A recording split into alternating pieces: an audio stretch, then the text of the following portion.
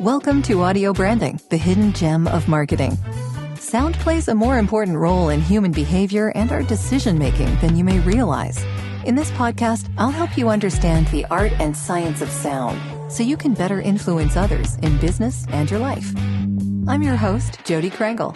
Let's delve a little deeper.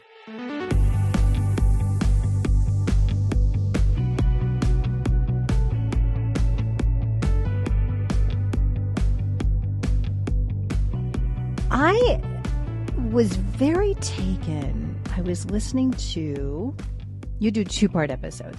I was listening to episodes 77 and 78. Yes, Tom with Evenson. Yeah. Thank you for pronouncing that for me. Yes. I really appreciate it. You saw me go, I don't know how to say it's this. spelled strangely, but it's Evenson. Yeah. Yes, and he is the CEO of Pirate Branding, I can't think of the name of it. Pirate Studios, I think. Pirate Studios? They do a lot of really interesting things in that they do audio branding as well as just straight producing of commercials and whatever else they're doing there. And Pirate Studios in downtown Toronto is actually a really popular place that a lot of my voiceover colleagues have been to, and including myself. So it's a wonderful place to be. And they've actually just made a new office. They've actually completely moved somewhere else and built it from the bottom up, and it's looking beautiful. Yeah. Ooh, that is like, as a sound person, I just covet, a studio built from the ground up. Yeah. What I found really interesting was you asked him a very simple question, which was, why does sound matter? I mean, the backdrop is big companies will spend millions coming up with the right tone that plays after you swipe your credit card, or the jingle that always plays, at the beginning of a commercial, or choosing a particular voice talent among many auditions.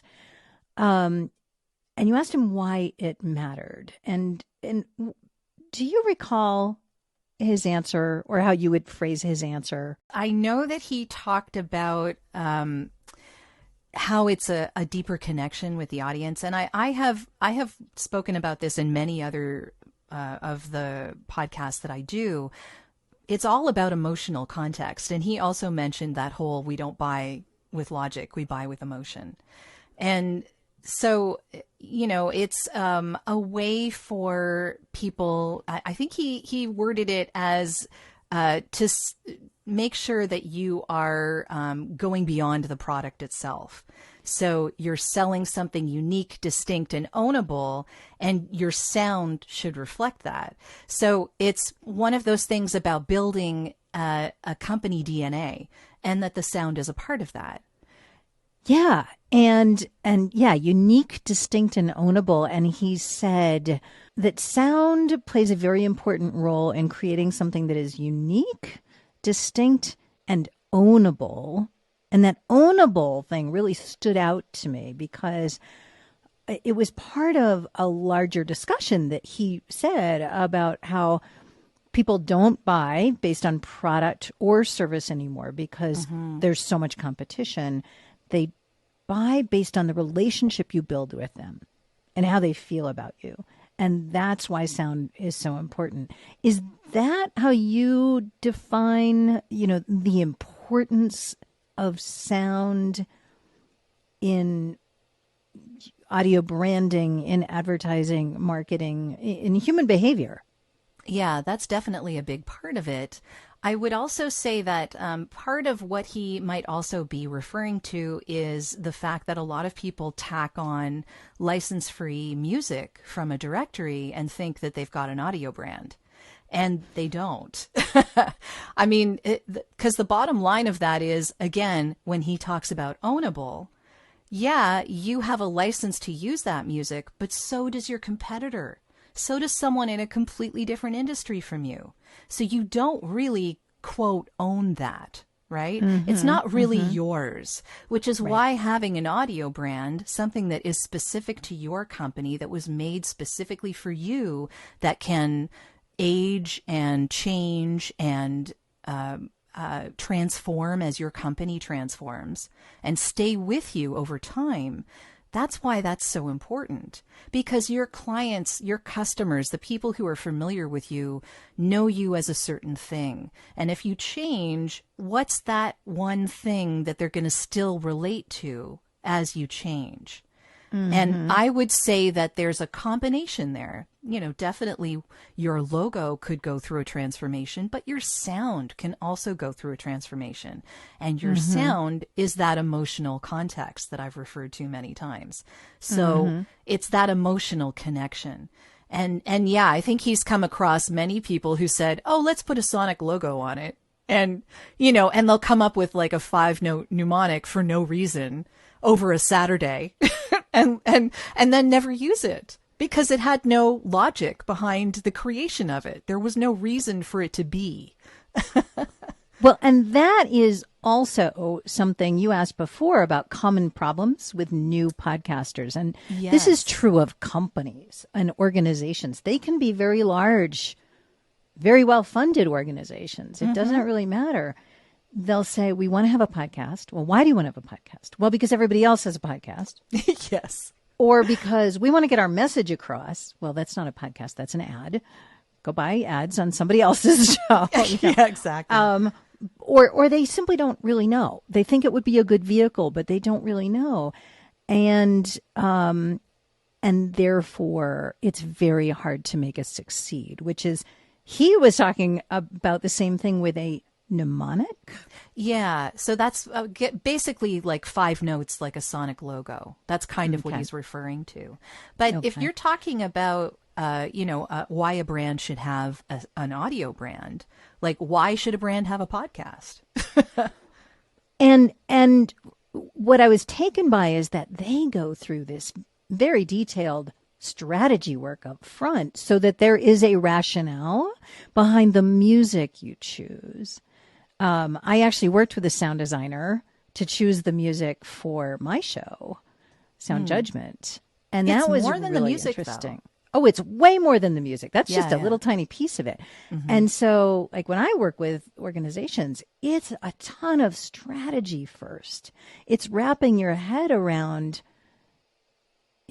why, what, for whom, what's the tone, what do you want this to sound like, what are you trying to communicate, how does it work with all your other communications? That's a good one. Yeah.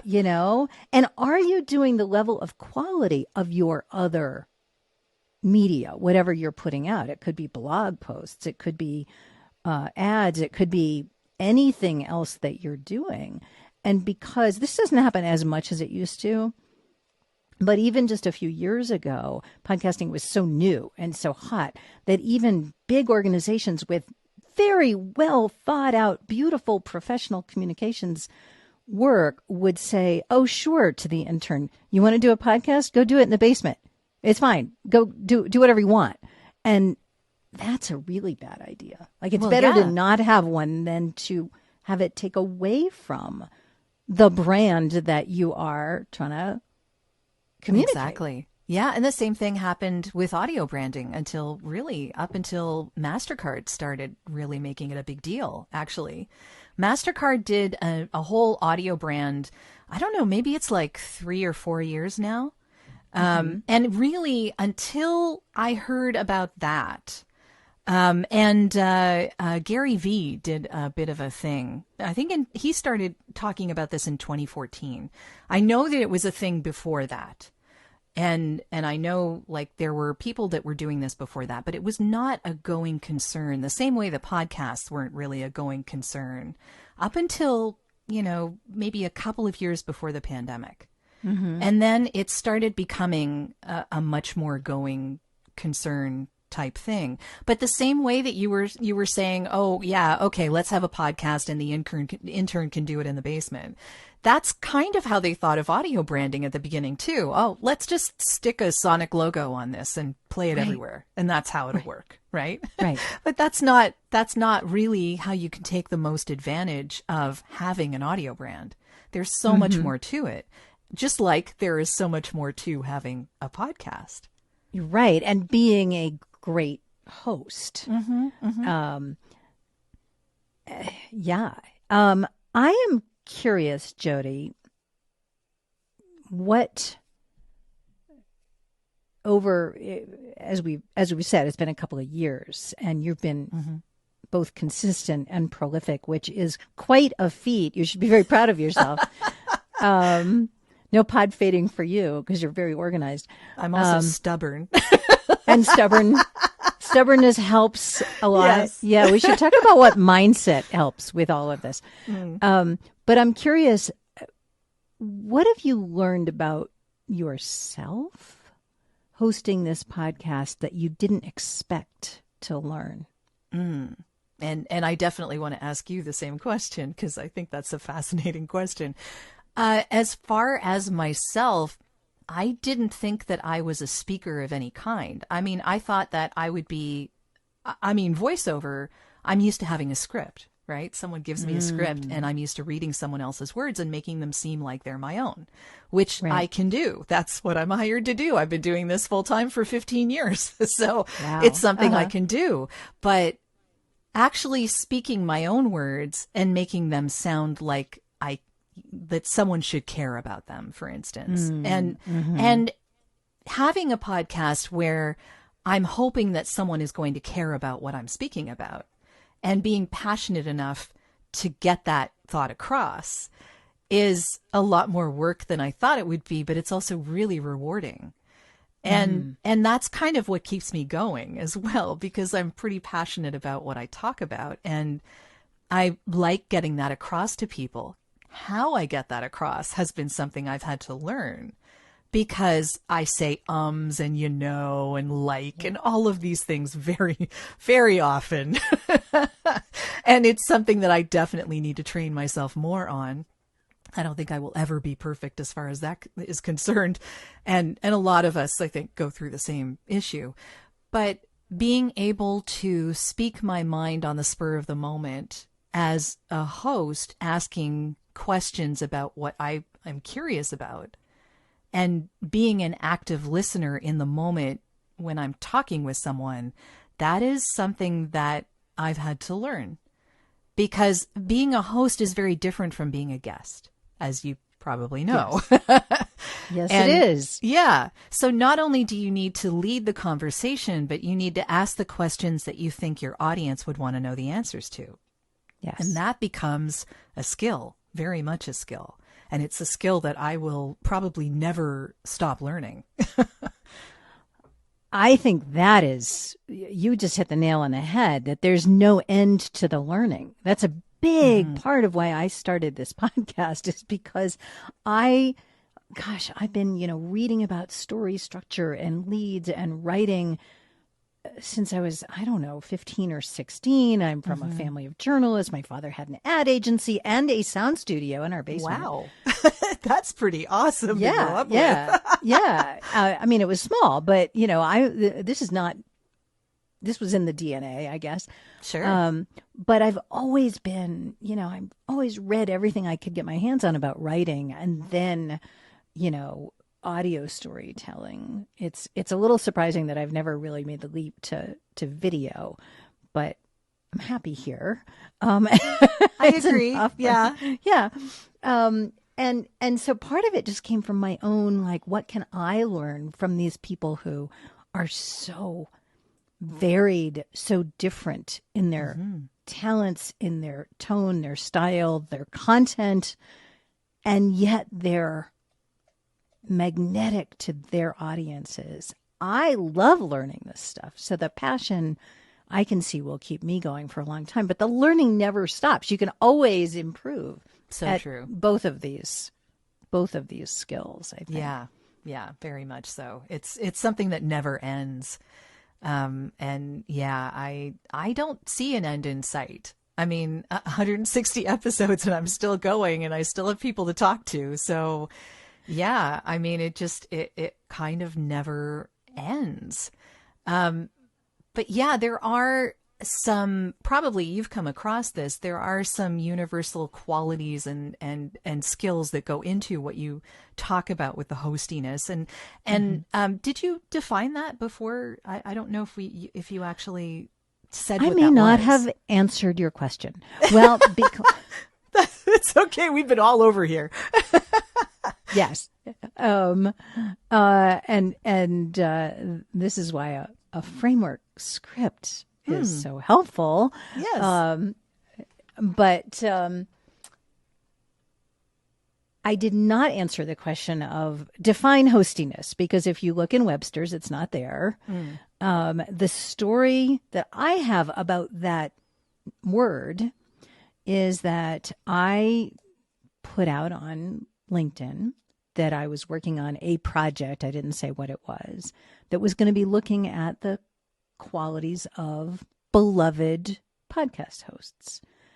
And John Barth, who we talked about earlier, wrote to me. I did not know him and had met him once, and said, "Oh, we used to talk about hostiness all the time at PRX." And I said, "What?" And so when I got a chance to interview him, I said, "What is this made up word?" And he started to laugh and he said, "What is hostiness? That must be why we talked about it all the time." Because it's sort of like saying, what is star quality in Hollywood? Well, you know it when you see it or you feel it or you hear it, but you can't say it's the same thing with everybody. What he arrived at is it's that feeling that when you meet somebody that you never want the conversation to end, or that you see them on stage. Perhaps he said you see them on stage and you never want that performance to end. You just want to be there.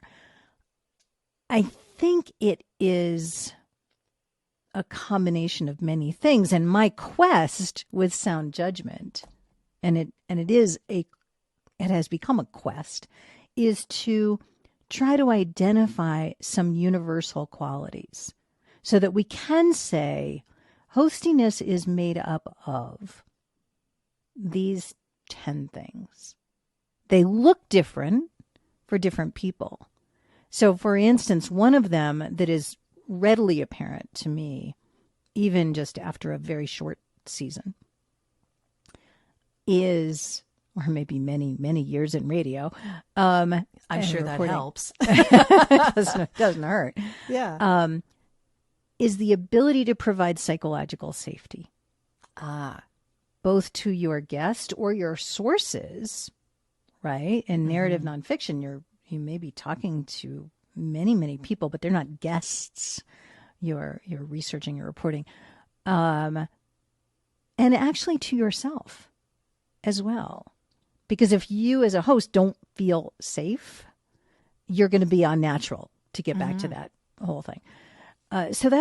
And people do it in very different ways and for very different reasons. You know, when Stephanie Whittleswax of Last Day, that is a narrative nonfiction,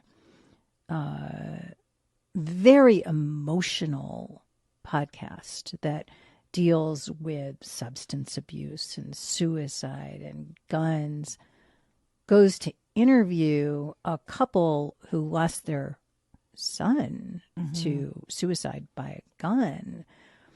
The ability to create psychological safety with that couple, the skills involved, the way they go about that, and I say they because there's a team in that case, is very different than the psychological safety that, say, Anne Bogle, who's the host of What Should I Read Next, offers to, the mother and daughter pair who are, 50 and 80, coming on the show to say, what should I read next? Here's what I've read for the last X number of years, and I'm looking for a new book.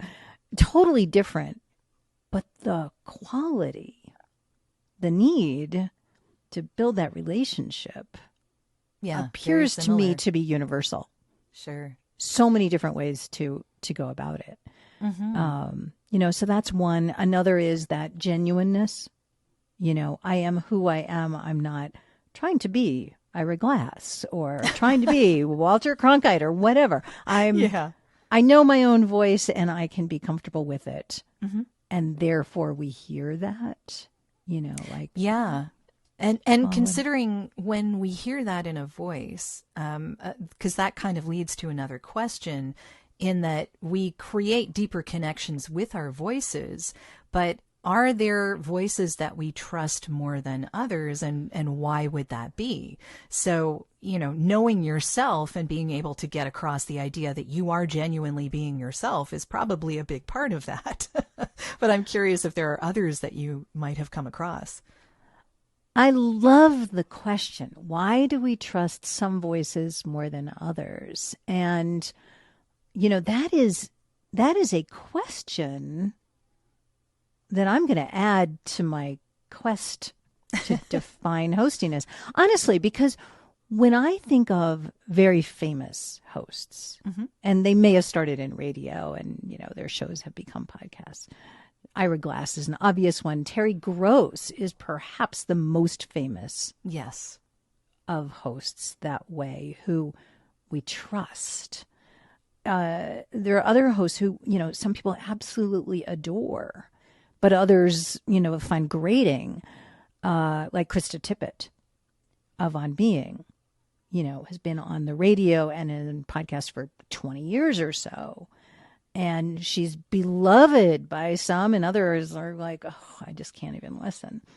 And so there is a certain amount of beauty in the eye of the beholder. Mm-hmm. There's also another really important question, which just gets more important by the day. And this goes right back to trust, is who's the listener, and where does culture and race and ethnicity and age come in? Good questions. Right. So, I have a very close friend, Denise Soler Cox, who is a filmmaker, and she's had a podcast. She's a public speaker. And she is Latina. Mm-hmm. And she talks about, the name of her film is Being Enya. And an Enya, in her definition, is someone who was born here but has at least one parent who was born in a non-English speaking country, in a Spanish speaking country. And it is a very large and very rapidly growing population of people from all over any Spanish speaking country, from Mexico to Spain to, the Caribbean, you name it. And it's not a monolithic group. They often get treated that way. And so more and more, we're wanting to hear voices that speak to us. So, I interviewed Pavel Martinez from a show called Kin Tu Eres, which means who are you? And he is, I believe he was maybe born in New York, raised in New York, but he's Dominican, of Dominican descent. He would be an Enya. Mm-hmm. And his show is for Latinx professionals and everything that they go through. And he's speaking very directly with them and for them. And, if I tried to have a show about the same topic for them, they would laugh me out of the room. Oh, right? Of course. Like, yeah. I have no credibility whatsoever. So I think that there is a piece of that is very cultural and very important that we mm-hmm. don't really talk about that much. Well, I love that podcasting is going there, right? Podcasting can go there because there's, anyone can get involved. It's one of those things that diversity of voice is needed and craved. And people like to, just like they like to see themselves on screen, they like to hear themselves in radio and in podcasting. So I think that the whole wide world is open as far as podcasting is concerned. And I love that about the medium. And definitely this is something that is filtering into voiceovers as well, because now you're hearing a lot more diverse voices, Yes, I'm, I present as a white woman, in mid-age, like it's so there's a lot of me out there. But there could be less of me, and it would not take away from the fact that other people should hear themselves. That I'm not worried that I'm going to get less work. Let's just say that that's not the issue for me. The issue is that I want everyone to be represented so that they can recognize themselves and then go out into the world feeling proud of who they are, because that's important for all of us. It is absolutely, it is crucial for all of us to be able to be empowered and act in the world, and to, we are rapidly becoming in the U.S. a majority minority country. And I believe that'll be like by 2050 or so. And so, a lot of this is following the culture, following the demographics. And I mean, there's a lot to say about that, of course, but. Well, it's not a zero-sum game, right? Just because someone else has more doesn't mean I have less. Do you know what I mean? Like, oh, no. Like that's. No. Yeah. And that's a big issue. I think a lot of people are coming to terms with that they need to pay attention to that. It's a very big issue. I mean, it's a big issue in Hollywood, and also just gender, for instance. So I remember, in my 30s, I did some voice talent coaching and went on some auditions. I mean, I never took it seriously the way you have. And at the time, I remember people still wouldn't hire women very much because if there needed to be authority, the conventional wisdom was, well, a man has to do that. Yeah. A man has to do that. Yeah. And I don't remember, I remember being so unconscious at the time that it was just like, oh, okay, that's too bad. Well, luckily, I assume. I mean, has that changed in the voice It talent definitely business? has changed. Yeah, there are more women doing promo. There are more women. When I say promo, I mean like announcing TV, on the TV, on the channels, saying what show is coming up, et cetera, et cetera. Like you would never, years ago, you wouldn't hear women doing that at all. And now they are. So, I mean, it depends on the network. Generally, you have a feel of a voice for a feel of a network, right? So you kind of that goes hand in hand. That's a lot like audio branding, right?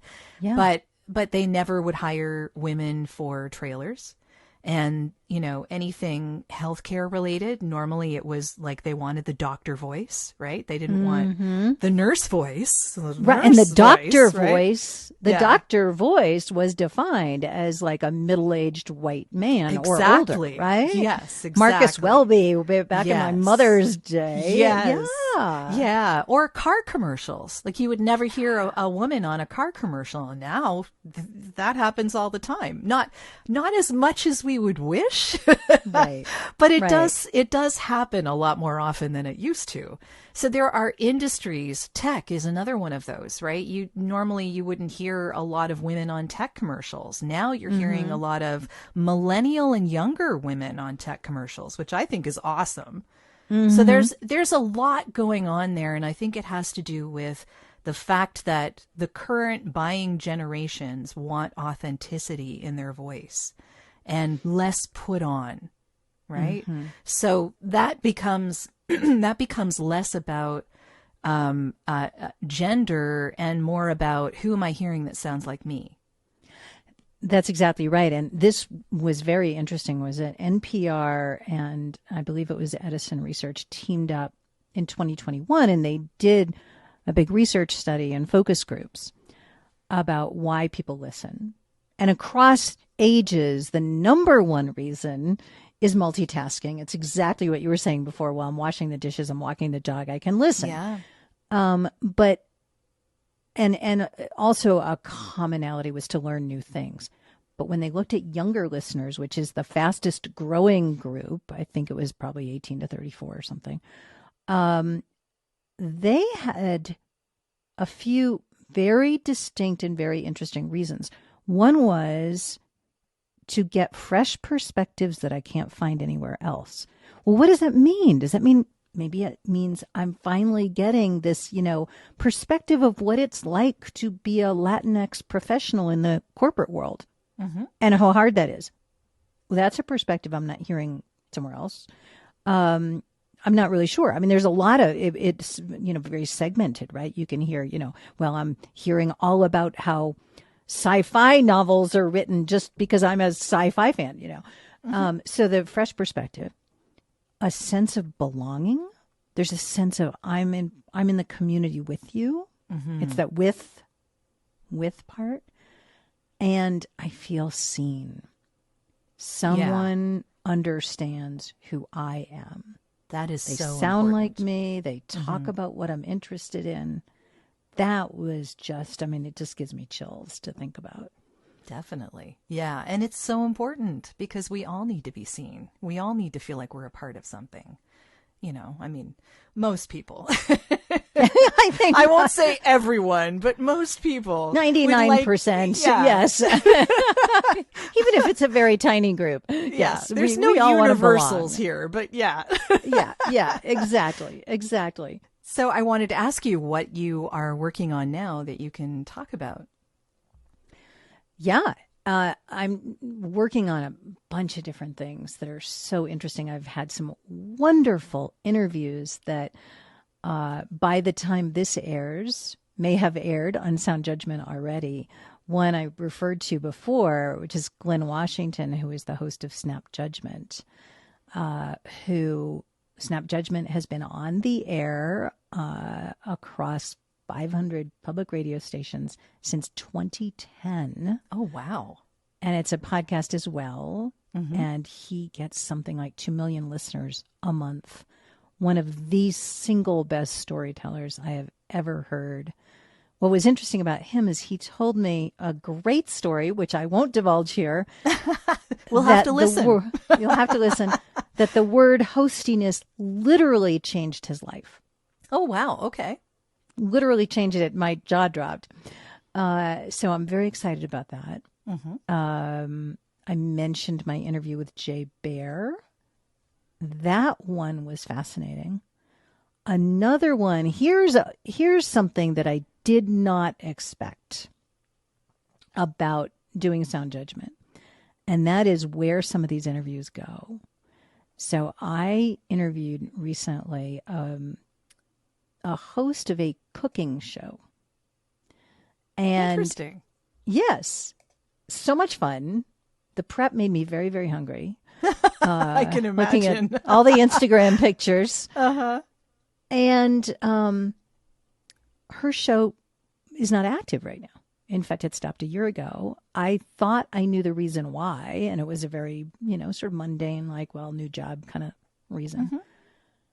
And the day I spoke with her, she told me about the death of one parent and the impending death of another. And we spent a lot of time talking about grief and the intersection of our real lives with the work. And, I think one of the things I didn't expect was how very quickly these conversations get deep, because what I've come to believe is what we bring to the mic is our humanity and how comfortable we are with it. And whether we can embrace all parts of it, and whether we can help other people embrace all parts of their humanity. And so what I thought was going to be a very surface level kind of like, let's talk about cooking show hosts, turned into something incredibly different and astonishingly moving. Those are the best shows, the ones that come out unexpectedly. Yeah. I'll look forward to hearing that. Yeah. Thank you. How about you? What are you working on that you're excited about? Well, I'm going to be actually doing a talk in Podfest, which by the time this comes out will already be done. But we're going to be talking about how to supplement promoting your podcast on social audio. So things like Clubhouse and Twitter Spaces and LinkedIn Lives and things like that.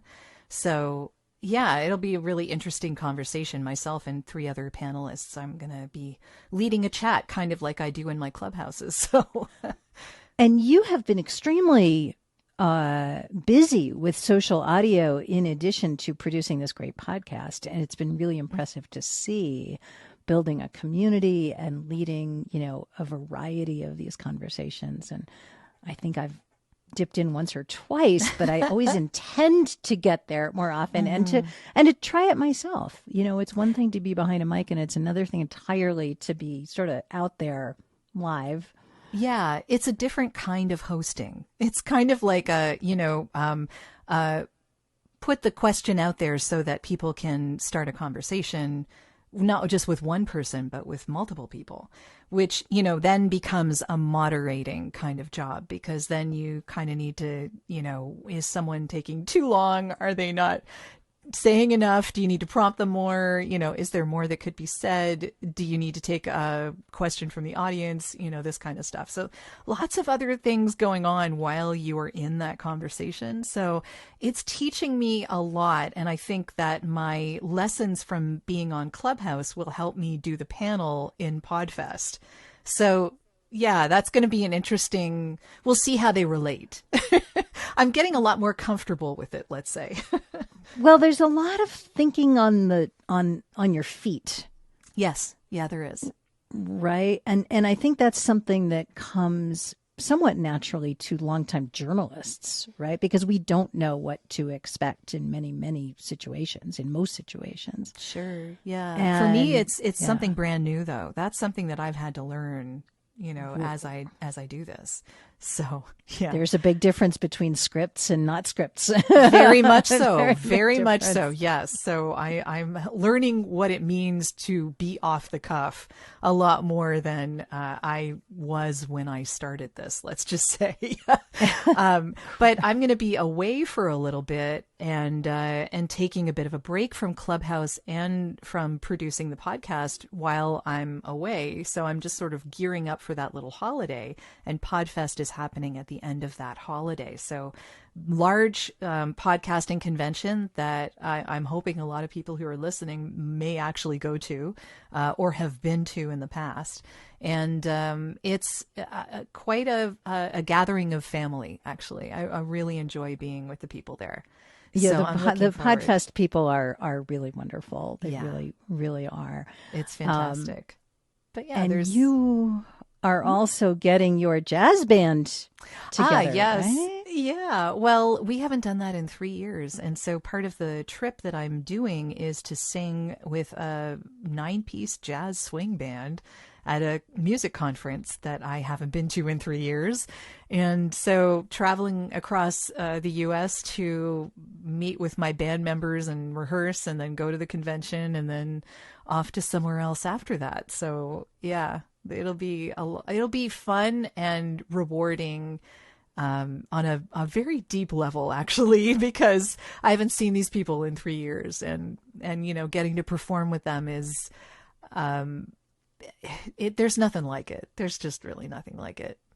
There really is nothing like performing in front of an audience. It's different, and I don't do it a lot. Yeah. As we sit in our little home studios here.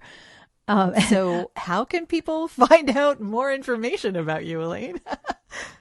Well, the easiest place to go is podcastallies.com, which is my company website. Mm-hmm. And the Sound Judgment podcast is a page on that website. And I'm Elaine A. Grant on Facebook, Instagram, and Twitter. Okay. But the place there that I am most active when it comes to social media is LinkedIn. Okay. And so just searching for Elaine Appleton Grant on LinkedIn. But of course, you can get to me in any of those places from the website, podcastallies.com. Sure. And I'll put that in the show notes as well. Yeah. Oh, thank you. Yeah. And how can people find you, Jodi? Well, I am at voiceoversandvocals.com. And again, the page for the podcast is audiobrandingpodcast.com, which goes to a page on the first website that I mentioned. So it's all there. And I am Jodi Krangle on all the social medias. LinkedIn is probably the best place to reach me. Again, you can find me by my name, but I'm on Facebook and Twitter, and I'm also testing Mastodon and Post. So these are some interesting places that, they're not quite mainstream just yet, but I'm finding them really interesting. An illustrator, a children's illustrator friend of mine, one of my music partners from way, way back, actually, a woman named Debbie Ridpath Ohi, she's got a Post. She started working on putting up longer posts that are almost blog-like on Post. And Post allows you to do things like format what you're putting up there. So you can add bold and underline and italics and stuff like that and use different fonts. And it's actually really an interesting medium that I'm experimenting with. So, yeah. I'm enjoying it. The whole topic of conversation about the podcast community and whether to stay on Twitter or go somewhere else and where to go. Yeah. Big question. Mastodon seems to be a lot of the place where some people are going, but I think Post might be a really good option for those who like posting longer posts, because Mastodon has a character limit and Post kind of really doesn't. So I am watching the development of something new called Spoutable. Oh, interesting. Which is an alternative to those. Okay. Which is being developed by a guy who specializes in sort of online safety. Ah, okay. Which I think is very, very important. Very. Yeah. Yeah. Well, we'll have to see how this develops over time. Exactly. Yeah. But thank you so much. This has been the most awesome conversation. So much fun. This has been so much fun. Jodi, you and I always have a lot to talk about.